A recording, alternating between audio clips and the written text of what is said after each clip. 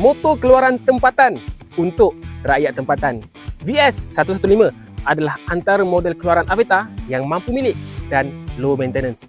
Kini, VS115 datang dengan 3 varian warna terbaru yang pastinya anda gemari.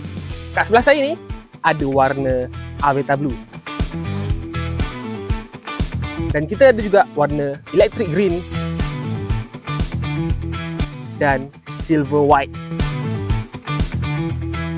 Dan buat anda yang masih tak tahu lagi spek dan feature motosikal ni, jom saya terangkan kepada anda. Tapi sebelum kita mulakan, buat anda yang masih belum follow, like, komen dan share video dan akaun ni, jom sama-sama tunjukkan sokongan anda kepada jenama motosikal tempatan dengan cara klik butang-butang tersebut. Dengan enjin bersesaran 114cc, air cool, 4-stroke, single cylinder, single overhead cam, karburator yang mampu menjadi kuasa sehingga 6.5 kW dan 9 Nm of torque. Dan pastinya, enjin VS115 ni akan deliver kuasa yang optimum untuk tunggangan harian dan sewaktu ride di jalan raya. Dengan kapasiti tangki petrol sebesar 4 liter, kapasiti minyak enjin 1 liter dan berat keseluruhan hanyalah 92 kg. Pastinya, jentera ni lincah dan mudah untuk dikenali. Untuk suspension, tayar hadapan menggunakan suspension jenis telescopic fork dan tayar belakang menggunakan dual shock absorber.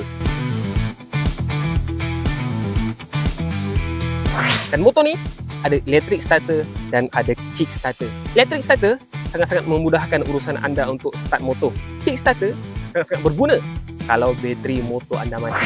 Manakala untuk tayar depan bersaiz 70-90, rim 17 inci dan brake menggunakan disc brake. Tayar belakang bersaiz 80-90, rim 17 inci dan menggunakan drum brake. Kedua-dua tayar, depan dan belakang, menggunakan tayar jenis tubeless. Special feature untuk motosikal ni datang dengan USB port dan phone holder lagi. Kini anda dah tak perlu risau kalau gadget anda kehabisan bateri sebab anda boleh cas terus semasa ride. Siap dengan phone holder lagi. VS115 datang dengan 2 tahun waranti ataupun 20,000 km.